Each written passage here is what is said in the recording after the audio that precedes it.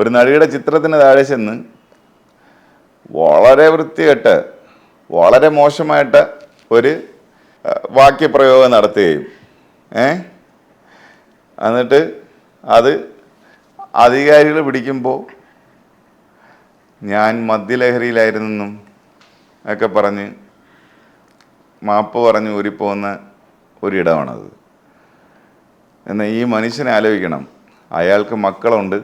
ആ മക്കൾ ഇയാളെ പിടിച്ചുകൊണ്ട് പോകുമ്പം അനുഭവിക്കുന്ന മാനസിക വ്യതയും സാധനമൊക്കെ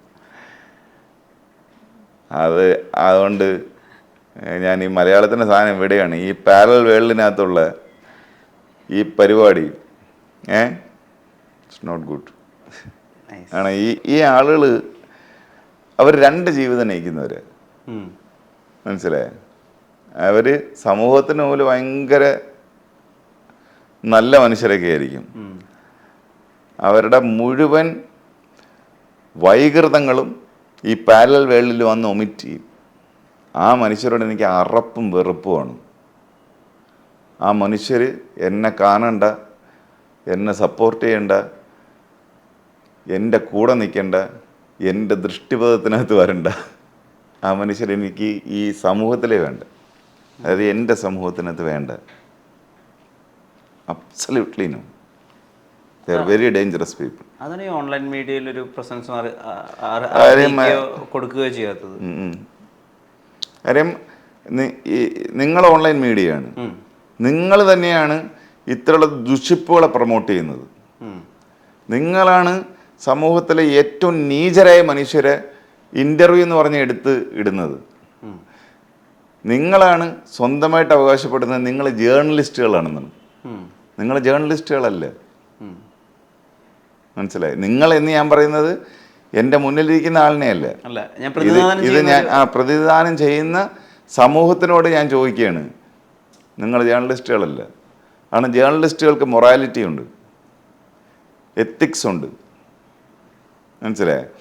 നിങ്ങൾ കാരണമാണ് ടെലിവിഷനിലെ ജേർണലിസ്റ്റുകളുടെയും മൊറാലിറ്റിയുടെ ലെവൽ താന്നു പോയത്, എത്തിക്സിൻ്റെ ലെവൽ താന്നു പോയത്. കാരണം നിങ്ങളുമായിട്ടാണ് അവർ മത്സരിക്കേണ്ടത്. അതുകൊണ്ട് എന്ത് പറ്റിയെന്ന് പറഞ്ഞാൽ നമ്മളുടെ നാട്ടിലെ വാർത്താ മാധ്യമങ്ങളുടെ നിലവാരം അമ്പേ തകർന്നു പോയി. പക്ഷെ ഇത് ഇവിടെ മാത്രമല്ല, ലോകമെമ്പാടും നടന്നിട്ടുള്ളതാണ്. അതുകൊണ്ട് പിന്നെ വെസ്റ്റേൺ കൺട്രീസിലെ ജേർണലിസ്റ്റിനകത്ത് രണ്ട് തരത്തിലുള്ള ചാനലുകൾ രൂപപ്പെട്ടു, മനസ്സിലായോ? ഒന്ന് ക്ലാസിക്കായിട്ടുള്ള സത്യം പറയുന്ന മാധ്യമങ്ങളും, പിന്നൊന്ന് വായി തോന്നിയത് പറയുന്ന മറ്റേ മോഹനൻ പിന്നെ വിജയൻ്റെ പെണ്ണുപിള്ളയുടെ മറപ്പരയ്ക്കകത്ത് ഒളിഞ്ഞു നോക്കി എന്ന് പറഞ്ഞിട്ട് ബ്രേക്കിംഗ് ന്യൂസ് ഇടുന്ന ചാനലുകളും, മര്യാദയ്ക്ക് ഉള്ള വാർത്തകൾ ടെലികാസ്റ്റ് ചെയ്യുന്ന ചാനലുകൾ. അങ്ങനെ രണ്ട് തരത്തിലുള്ള ചാനലുകൾ ഉണ്ടായിരുന്നു. ഇപ്പം നമ്മുടെ മലയാളത്തിനകത്ത് ഓടിക്കൊണ്ടിരിക്കുന്ന സാധനം എന്ന് പറയുന്നത് മഞ്ഞപ്പത്രങ്ങളും മഞ്ഞപ്പത്രങ്ങളുടെ ലെവലിലുള്ള പിന്നെ സോഷ്യൽ മീഡിയ ചാനലുകളും അതേ നിലവാരത്തിലുള്ള സാറ്റലൈറ്റ് ചാനലുകളും. കാരണം ഇവർ തമ്മിലാണ് ഇപ്പോൾ കോമ്പറ്റീഷൻ, മനസ്സിലായി? പക്ഷെ അതൊരു സമൂഹത്തിനെ ഭയങ്കരമായിട്ട് എഫക്റ്റ് ചെയ്യും എന്നുള്ളതാണ്. കാരണം പിന്നെ ഈ വാർത്തയിലെ സത്യം എന്ന് പറയുന്നത് ഏതാണ് എന്ന് ഐഡൻറ്റിഫൈ ചെയ്യാൻ ആളുകൾക്ക് ഒരുപാട് ബുദ്ധിമുട്ടേണ്ടി വരും. നമ്മൾ മലയാളത്തിൽ നിന്നാണ് തുടങ്ങിയത്. റിയാലിറ്റി ഷോകളിലൊക്കെ ഈ വിധികർത്താവൊക്കെ ഇരിക്കുന്ന സമയത്ത് മലയാളത്തിന് കുറച്ച് സ്പഷ്ടത കൊടുക്കുന്നത് ശ്രദ്ധയിൽപ്പെട്ടിട്ടുണ്ട്. ഏതെങ്കിലും മത്സരാർത്ഥി കുറച്ചധികം ഇംഗ്ലീഷ് വാക്കുകൾ ഉപയോഗിക്കുകയാണെങ്കിൽ ഇത് മലയാളികൾ കാണുന്ന മലയാളം ഷോയാണെന്ന് അവർ ഓർമ്മിപ്പിക്കുക, മലയാളത്തിൽ അവരെ സംസാരിക്കാൻ ശീലിപ്പിക്കുക. മലയാളം നിങ്ങൾ പ്രത്യയങ്ങളുടെ ഇംഗ്ലീഷ് വാക്കുകളും ഇടയിൽ മലയാളം പ്രത്യയങ്ങളും വെച്ചല്ല സംസാരിക്കേണ്ടെന്ന് അവരോട് മുന്നറിയിപ്പ് കൊടുക്കുക. മലയാളം ഭാഷയോട് ഇപ്പോൾ ഒരു തമിഴ് ഭാഷയോട് ഉണ്ടാകുന്നൊരു ആവേശമുണ്ടല്ലോ, അത് ഉള്ള ചുരുക്കം ചില മനുഷ്യരിൽ ഒരാളാണോ സാബുമോൻ? അങ്ങനെ സാബുമോൻ എനിക്ക് തമിഴ് ഭാഷയോട് ഭയങ്കര ഇഷ്ടമാണ്, മലയാളം ഭാഷയോട് ഭയങ്കര ഇഷ്ടമാണ്. മലയാളം നല്ലപോലെ ഉപയോഗിക്കണം എന്ന് ഭയങ്കര കടുംപിടുത്തം പിടിച്ചിട്ടുള്ള ഒരാളാണ് ഞാൻ, പിടിക്കുന്ന ഒരാളാണ്. എന്നിട്ട് എൻ്റെ മക്കൾക്ക് മലയാളത്തിൽ 40-ൽ 7 മാർക്ക്.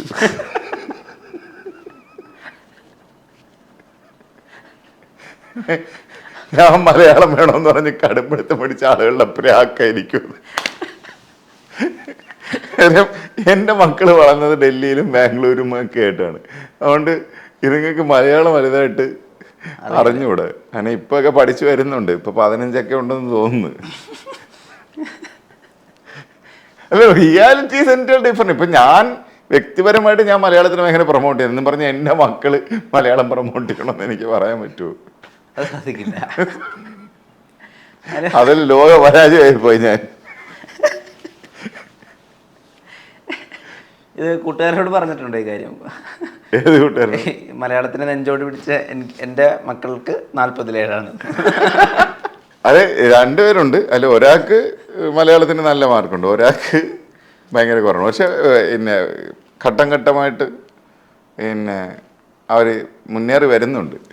അപ്പോൾ എന്നെ PTA മീറ്റിങ്ങിന് വിളിച്ചു. എന്നിട്ട് പറഞ്ഞ് മലയാളത്തിന് മാർക്ക് കുറച്ച് കുറവാണ്, അപ്പം ട്യൂഷൻ പോലെ എന്തെങ്കിലും ഒന്ന് അറേഞ്ച് ചെയ്താൽ കൊള്ളാമായിരുന്നു എന്ന് പറഞ്ഞു. അപ്പം ഞാൻ ചോദിച്ചു, നിങ്ങളല്ലേ പറഞ്ഞത് ബുക്കൊന്നും വീട്ടിൽ കൊടുത്തു വിടത്തില്ല, സ്കൂളിൽ തന്നെ ഞങ്ങളെല്ലാം പഠിപ്പിക്കുമെന്ന്. നിങ്ങൾ പഠിപ്പിച്ച് മാർക്ക് വാങ്ങിച്ച് കാണിച്ച് വീട്ടിൽ ഇരുത്തി പഠിപ്പിക്കാനാണെങ്കിൽ ഇവിടെ വിടണ്ടല്ലോ, വേറെ വല്ല സ്കൂളിലും വിട്ടാൽ പോരെ എന്ന് ചോദിച്ചു. പക്ഷെ അങ്ങനെ എന്തായാലും ആ ടീച്ചർ എഫേർട്ട് ഇട്ട് എനിക്ക് തോന്നുന്നു ഇപ്പോൾ 15-16 ആയെന്ന് തോന്നുന്നു. വളർന്നു വരുന്നുണ്ട്. ഞാനിത് പറഞ്ഞതിൻ്റെ കാരണം നമുക്ക് ഈ വലിയ തിയറീസും സംഭവമൊക്കെ ഇരുന്ന് പറയാവുന്നേ ഉള്ളൂ. റിയൽ ലൈഫിൽ അപ്ലൈ ചെയ്യുന്നതിന് ഒരുപാട് ബുദ്ധിമുട്ടുകളുണ്ട്, മനസ്സിലായേ? ജനങ്ങളുടെ ഒരു അറിവിലേക്ക് വേണ്ടി ഞാൻ പറഞ്ഞതേ ഉള്ളൂ. ചില തത്വങ്ങളൊക്കെ നമ്മളിരുന്ന് പറയും, പ്രാക്ടിക്കാലിറ്റി വരുമ്പോൾ കളി മാറും. അങ്ങനെ എന്താ ഇപ്പം അങ്ങനെ പാലിക്കാൻ പറ്റാതെ പോകുന്നത്? ഞാൻ വീട്ടിൽ വേണ്ട ഇരുന്ന് പഠിപ്പിച്ചു കൊടുക്കാൻ. ഇനിയപ്പോൾ മലയാളത്തെ അങ്ങനെ അത്ര കടുപ്പം ഉണ്ടാവില്ല? ഇല്ല, അങ്ങനല്ല. പക്ഷേ എനിക്ക് കിട്ടുന്ന അവസരങ്ങളിലെല്ലാം ഞാൻ വ്യക്തിപരമായി ഭാഷയെ ഭയങ്കര ഇഷ്ടപ്പെടുന്നതാണ്. തമിഴും അതുപോലെ എനിക്ക് ഭയങ്കര ഇഷ്ടമുള്ളതാണ്. അപ്പോൾ പറയും, ഇപ്പോൾ കുറേ എണ്ണം താഴെ പറയും, അവൻ തമിഴ് സിനിമ അഭിനയിക്കാൻ പോയതിൻ്റെ പൂഴ്ത്തലാണെന്ന്. അങ്ങനെയല്ല. പിന്നെ അതും ഞാൻ BA മലയാളം പഠിച്ചതിൻ്റെയാണ്. കാര്യം തമിഴിൽ നിന്നാണ് മലയാളം ഉണ്ടായി വന്നത് എന്നുള്ള കരിന്തമിഴ് വാദത്തിനെ സപ്പോർട്ട് ചെയ്യുന്ന ആളാണ് ഞാൻ.